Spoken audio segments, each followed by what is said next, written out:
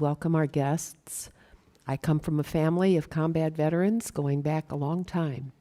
And my comment is the use of certain words and what they imply. When I hear warrior ethos, and I hear it a lot from you, Mr. Secretary, I'm concerned. All the soldiers in our family, all of whom fought and received medals for their combat service, call themselves soldiers. Marines are trained to kill. In terms of domestic policing, our police and our National Guard at the state level, carefully used, but also our state police are used in civil enforcement, and they are good. I don't need any reply. I just am concerned about what those words you often utter actually do in people's minds and change the language we have used since the founding of this republic. So that is a concern of mine. I wanted to go to the General and Chairman, if I could. We've heard a lot this morning about Defense Industrial Base. And this is something I ran for office on a long time ago.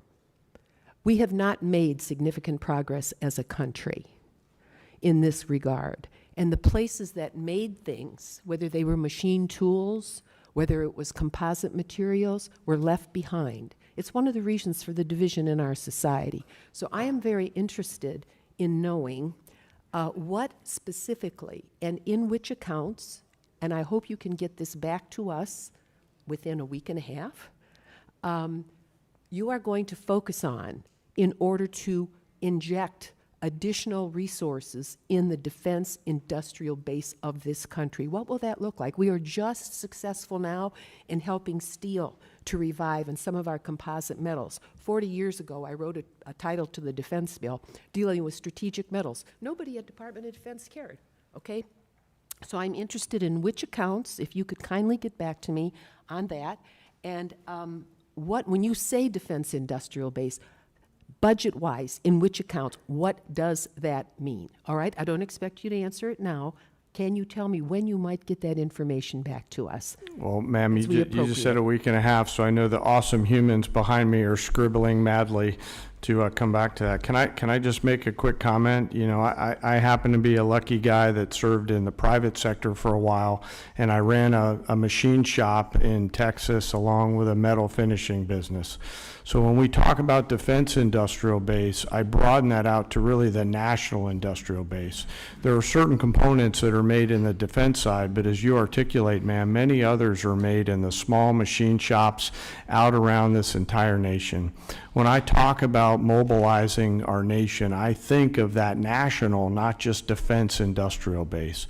What do we have to do to create greater capacity all the way down the chain to include jobs at the local level for those people that build quality parts and deliver on time with shorter lead time and lower cost? And so I have great empathy for what you're talking about, and we'll get back to you just as soon as we can. Yes, and General and Secretary, going back to the drone attack in Ukraine, a country that was invaded by the Russian dictatorship, starting in 2014. They've been at war for a decade, more than a decade. What they've done with drones is astounding. It's going to change warfare. One of my questions is, what are you doing to establish relations with Ukraine and not turn your back on them as an administration and help them win, help liberty win? This has implications way beyond the boundaries of Ukraine. Russia's got 11 time zones. I mean, this is the most important test of liberty for our NATO alliance in my lifetime, and we better help win. And that involves moving forward faster on drone technology. I'm very worried about our air bases where we have secure assets. Mr. Secretary, can we defend them today if they were to have a similar attack? We're certainly very focused on that, ma'am. And we're learning every day from Ukraine. I think we would need to clarify what win means. This president is committed to peace. He's committed to stopping the killing. And he was not in office when it started in 2014. There were no additional incursions in his first term. And then under the previous administration, Vladimir Putin sought to take Ukraine.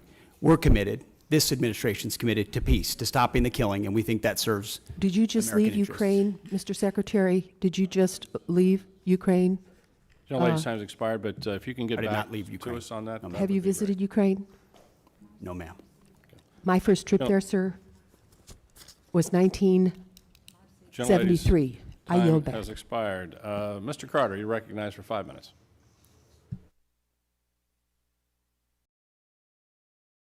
For your service to our country. We're very proud of you.